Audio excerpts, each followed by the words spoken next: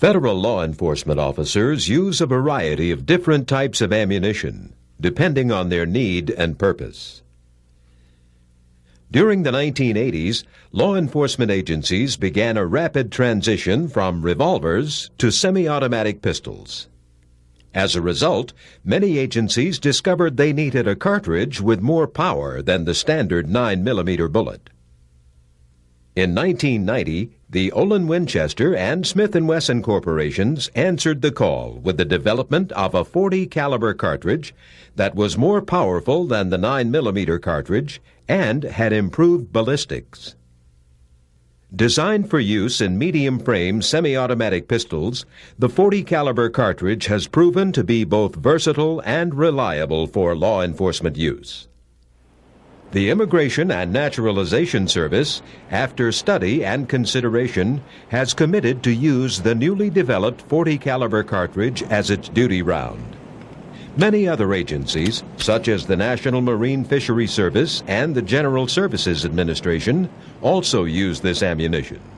The .40 caliber cartridge is designed to provide more stopping power than the 9mm and may be used in a medium-frame semi-automatic pistol.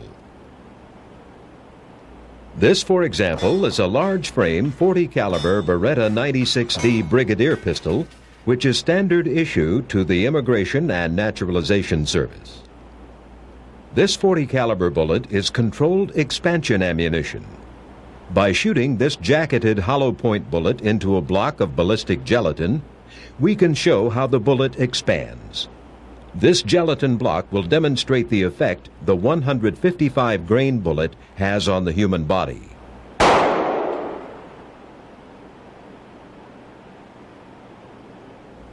Now let's see the effect with the 165 grain bullet.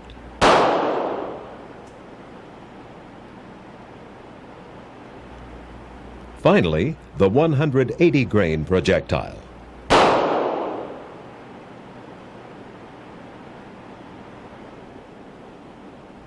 What kind of power does the .40 caliber pack? See for yourself as the officer fires the weapon. The bullet penetrates this piece of metal.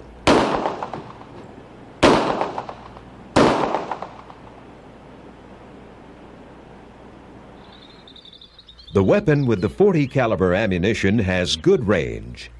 As you can see, it can be shot accurately and effectively from a distance of more than 100 yards.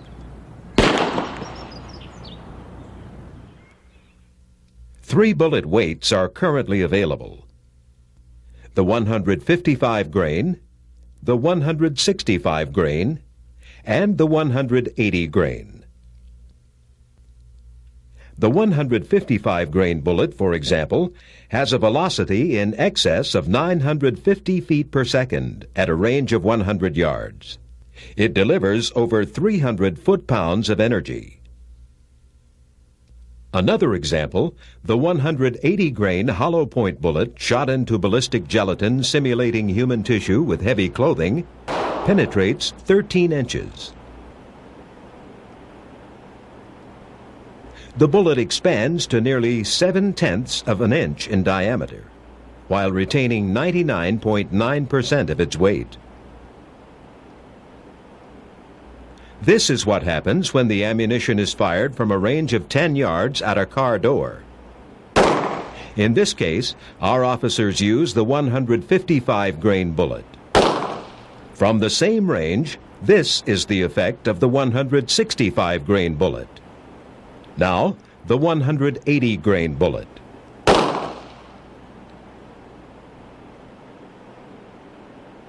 As you can see, the 155 grain bullet barely penetrated the door, while the 180 grain bullet completely penetrated the door, passed through the mannequin and the driver's side door, shattering the window.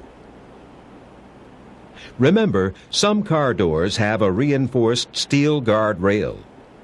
This could affect the impact of the bullet, causing it to slow down or change direction. More than one round may need to be fired to ensure maximum results to stop the suspect. This is what happens when different grain .40 caliber bullets are fired through car side windows with tempered glass.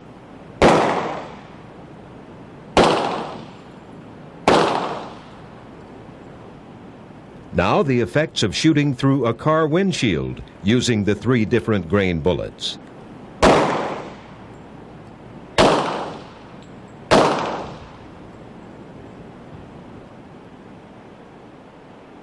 Because officers also work at seaports, it may be necessary to fire at suspects who are in boats.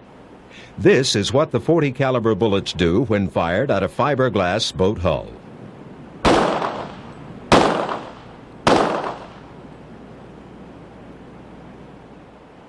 Now let's take a look at the results of the .40 caliber bullets as they hit the lower unit of an outboard motor. While the bullets penetrated the outer skin, the drive shaft stopped the rounds from going all the way through. Here's what happened when the same .40 caliber bullets hit the power head of an outboard motor.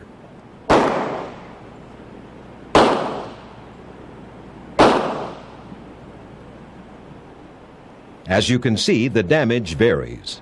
This is the result of the 180 grain bullet.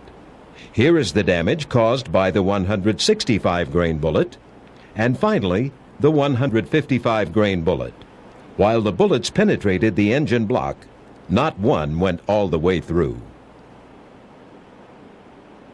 In situations that require the use of force, officers or suspects may sometimes take cover behind objects such as mailboxes. Here is the effect of the 155 grain .40 caliber hollow point bullet being fired into a standard mailbox of the United States Postal Service.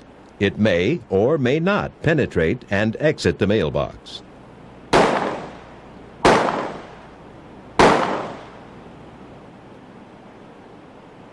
Now let's try the 155 grain ball round.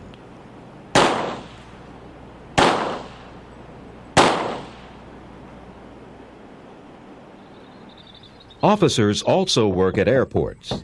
This is the typical material used in a light airplane fuselage. Back at the firing range, our officer fires the .40 caliber bullet at the fuselage door, producing the following result.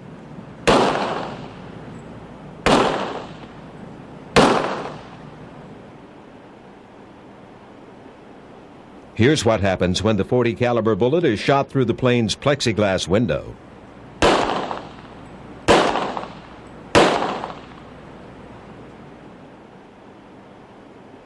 Of course, most of the time you discharge your weapon during training. For that reason, the .40 caliber bullet comes in 2 types: service ammunition for use in the field, and training ammunition that's used for practice. Currently, for example, there are 6 types of non-lead training ammunition. They are the solid core jacketed zinc bullet, the stranded zinc core jacketed bullet, the solid core tin bullet, the plastic matrix bullet, the frangible copper bullet, and the frangible metal bullet. The purpose of non-lead, non-toxic, or reduced hazard training ammunition is to ensure the safety of the student and the environment. The Federal Law Enforcement Training Center at Glencoe, Georgia, has an